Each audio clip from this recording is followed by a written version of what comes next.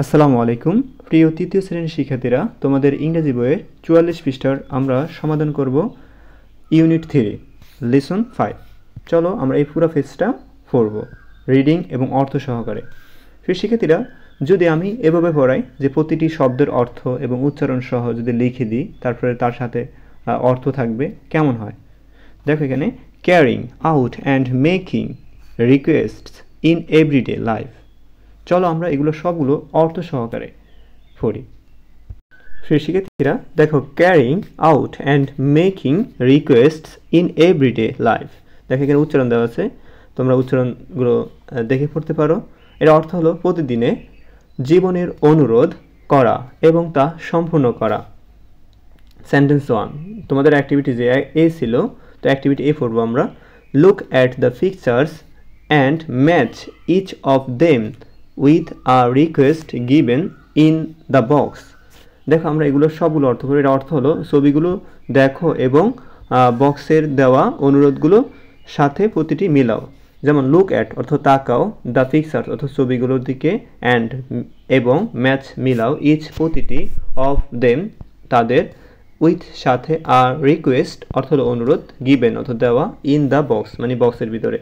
দেখো এখানে সবগুলো অর্থ দেওয়া আছে। লুক অর্থ হলো দেখা বা দেখো, অ্যাট অর্থ এর দিকে, দা অর্থ নির্দিষ্ট একটি বোঝাতে ব্যবহার হয়, পিকচার্স অর্থ হলো ছবি, অ্যান্ড অর্থ এবং, ম্যাচ মিলানো, ইচ প্রতিটি, অফ এর।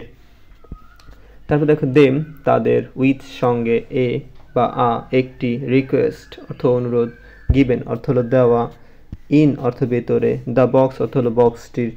ওকে, তারপর দেখো প্রথম sentence. Hello can I bro, hello can I bro your pencil please, hello can I bro your pencil please. Hello অর্থ হলো হ্যালো, ক্যান অর্থ পারে বা পারা, আই অর্থ আমি, ব্রো অর্থ ধার নিতে, ব্রো অর্থ ধার নিতে, ইউর অর্থ তোমার, পেন্সিল অর্থ পেন্সিল, প্লিজ অর্থ দয়া করে।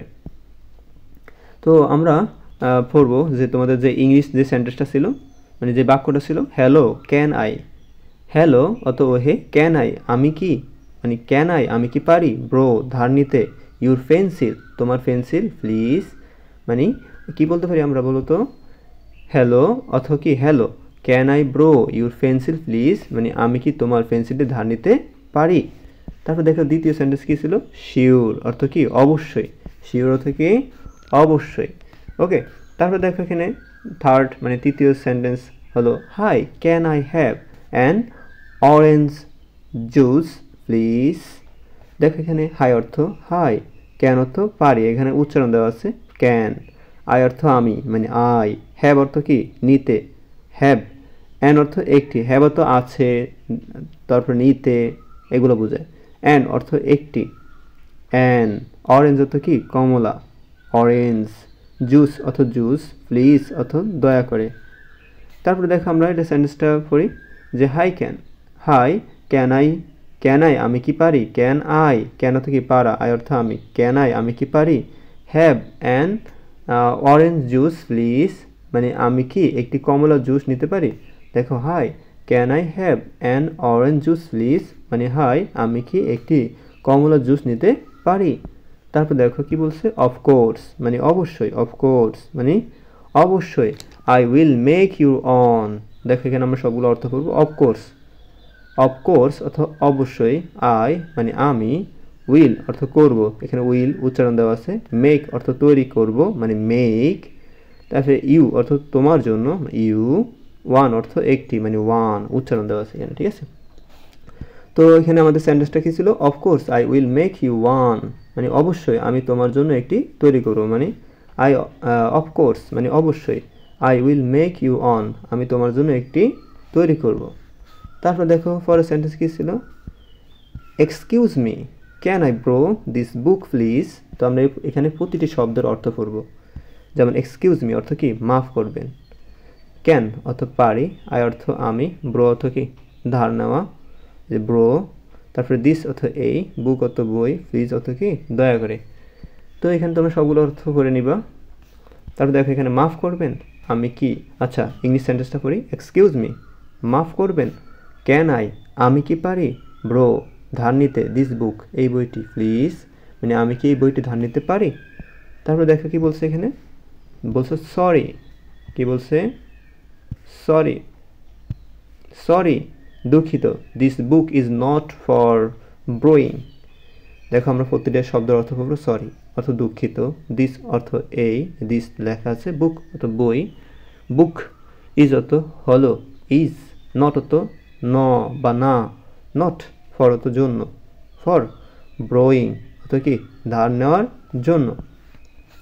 তো আমরা ইংলিশ সেন্টেন্সটা পড়ে কি ছিল, sorry this book is not for ব্রোয়িং, this book is not for ব্রোয়িং, দুঃখিত এই বইটি ধার নেওয়ার জন্য নয়, দিস বুক এই বইটি, ইজ অর্থ হয়, নট মানে ইজ নট অর্থ নয়, ইজ নট অর্থ কি নয়, ফর ব্রোয়িং ধার নেওয়ার জন্য নয়। তারপর পরের সেন্টেন্স কি ছিল দেখি আমরা পরের বাক্যটা, excuse me can you tell me the way to the Zainul park, Zainul park please. দেখো এক্সকিউজ মি মাফ করবেন, এক্সকিউজ মি, ক্যান অত পারেন বা পারা, ক্যান উচ্চারণ দেওয়া আছে, হ্যাভ সরি ইউ অত আপনি বা তুমি, ইউ, টেল অর্থ বলা অথবা বলতে, টেল, মি অর্থ আমাকে, মি, দ্য ওয়ে অর্থ কি পথ, দ্য ওয়ে, টু অর্থ দিকে, আর দা অর্থ সেই, ঠিক আছে, এখানে দা উচ্চারণ দেওয়া আছে, জয়নুল ফার্ক অর্থ জয়নুল ফার্ক। এখন আমরা এখানে দেখো প্লিজ অর্থ কি দয়া করে। এখন আমরা পুরো সেন্টেন্সটা পড়ব, এক্সকিউজ মি মাফ করবেন, ক্যান ইউ তুমি কি পারবে, ক্যান ইউ তুমি কি পারবে, টেল মি বলতে, দ্য ওয়ে রাস্তাটি, টু দ্য জয়নুল ফার্ক মানে জয়নুল ফার্ক রাস্তাটি কোথায়, প্লিজ দয়া করে মানে আপনি কি আমাকে জয়নুল ফার্ক পথ বলতে পারবেন, ওকে, এক্সকিউজ মি মাফ করবেন। আমরা তারপর can you tell me the way to the Zainul park, আপনি কি আমাকে জয়নুল ফার্ক পথ বলতে পারবেন, প্লিজ মানে দয়া করে। তারপর দেখো সেন্টেন্স তারপরে কি বলছে দেখি আমরা, ইটস অন, কি বলতো, ইটস অন কাছারি রোড, ইটস অন কাছারি road, next to the big playground. সবগুলো অর্থ পড়বো আমরা। দেখো ইটস অর্থ এটি, অন অর্থ ওপর, অন, কাছারি রোড অর্থ হলো কাছারি রোড, নেক্সট টু, দেখো নেক্সট টু উচ্চারণ দেওয়া আছে মানে পাশে, নেক্সট টু অর্থ কি পাশে, দা অর্থ সেই অথবা টি বোঝায়, বিগ অর্থ বড়, বিগ, প্লেগ্রাউন্ড অর্থ কি খেলার মাঠ, প্লেগ্রাউন্ড। দেখো ইংলিশ সেন্টেন্সটা আমরা পড়বো, ইটস অন কাছারি road next to the big playground, অর্থ কি ইটস অন কাছারি রোড এটি কাছারি রোডে, next to the big playground মানে বড় খেলার মাঠের পাশে, নেক্সট টু অর্থ কি পাশে, টু দ্য বিগ অর্থ কি বড়, প্লেগ্রাউন্ড অর্থ খেলার মাঠ মানে বড় খেলার মাঠের পাশে। তারপরে সেন্টেন্স, হ্যালো ওহে I would like to change my ticket can you help me please. আমরা সবগুলো অর্থ করব। হ্যালো অর্থ কি হ্যালো, আই অর্থ আমি, উড লাইক টু, এই উড লাইক টু অর্থ কি বলতো চাই, উড লাইক টু অর্থ চাই, চেঞ্জ অর্থ পরিবর্তন করতে, মাই অর্থ আমার, টিকেট অর্থ হলো টিকেট, ক্যান অর্থ পারেন, ইউ অর্থ আপনি অথবা তুমি, আর হেল্প অর্থ সাহায্য করা বা সাহায্য করতে, আর এখানে মি অর্থ কি বলতো আমাকে, প্লিজ অর্থ দয়া করে। এখন আমরা পুরো সেন্টেন্সটা করব ইংরেজি, তারপরে এর অর্থ দিব। দেখো হ্যালো অর্থ hello, I would like to the change my ticket, আমি আমার টিকিট পরিবর্তন করতে চাই, আই উড লাইক আমি, I would like to change আমি পরিবর্তন করতে চাই, মাই টিকিট আমার টিকিট মানে আমার টিকিট পরিবর্তন করতে চাই, ক্যান ইউ তুমি কি পারবে, হেল্প মি আমাকে সাহায্য করতে, তুমি কি আমাকে সাহায্য করতে পারবে, প্লিজ দয়া করে তুমি কি আমাকে সাহায্য করতে পারবে দয়া করে। তারপরে দেখো এখানে তারপরে সেন্টেন্স কি দেওয়া আছে দেখি, well let me check your ticket first, well অর্থ আচ্ছা, লেট অর্থ আমাকে, মি অর্থ আমাকে, লেট অর্থ চলো এটাও হয়, লেট অর্থ চলো অথবা আমাকে হয়, মি অর্থ আমাকে হয়, চেক অর্থ পরীক্ষা করতে, এখানে একটা শব্দের অর্থ অনেকগুলো দেয়, ঠিক আছে। এখানে সেন্টেন্সের সাথে যে অর্থটা দেয় সেই অর্থটাই কিন্তু লেখা হলো, ঠিক আছে। যেমন লেট হতো চলো, আর এখানে লেট হতো আমাকে, ঠিক আছে, এটাও হয়। চেক অর্থ পরীক্ষা করতে, ইউর অর্থ আপনার, টিকিট অর্থ টিকিট, ফার্স্ট অর্থ প্রথম। ওকে, তারপর আমরা সেন্টেন্সটা পড়ব। দেখো, ওয়েল মানে আচ্ছা, let me check, okay, you ticket first মানে আমাকে প্রথমে আপনার টিকিট পরীক্ষা করতে দিন। Okay, let me check you ticket first মানে আমাকে প্রথমে আপনার টিকিটটি পরিবর্তন মানে পরীক্ষা করতে দিন। তারপরে sentence, hi can you help me solve this puzzle please. Okay, তো এখন আমরা পড়বো হাই, হাই ক্যান পারেন, ইউ আপনি, হেল্প সাহায্য করতে, মি আমাকে, সলভ অর্থ সমাধান করতে, দিস এই, ফাজল অর্থ হলো ধাঁধা, ফাজল অর্থ কি ধাঁধা, প্লিজ দয়া করে। দেখো আমরা পুরো সেন্টেন্সটার অর্থ পড়ব। হাই ক্যান ইউ আপনি কি পারেন, হেল্প মি আমাকে সাহায্য করতে, সলভ দ্য ফাজল মানে হলো ধাঁধাটির সমাধান, প্লিজ মানে আপনি কি আমাকে এই ধাঁধাটির সমাধান করতে সাহায্য করতে পারেন। তারপর দেখো, কি বলছে বলো তো, let me give a try, অর্থ কি ঠিক আছে।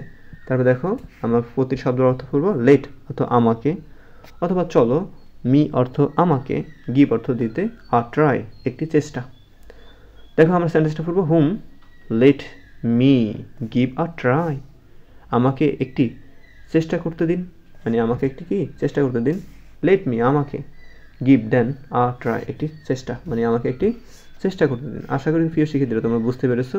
এই পর্যন্তই তোমাদের, দেখি আমরা সবগুলো শেষ করতে পারছি কিনা। দেখো আমাদের যে কটা ছিল সে কটা কিন্তু আমরা সমাধান করছি।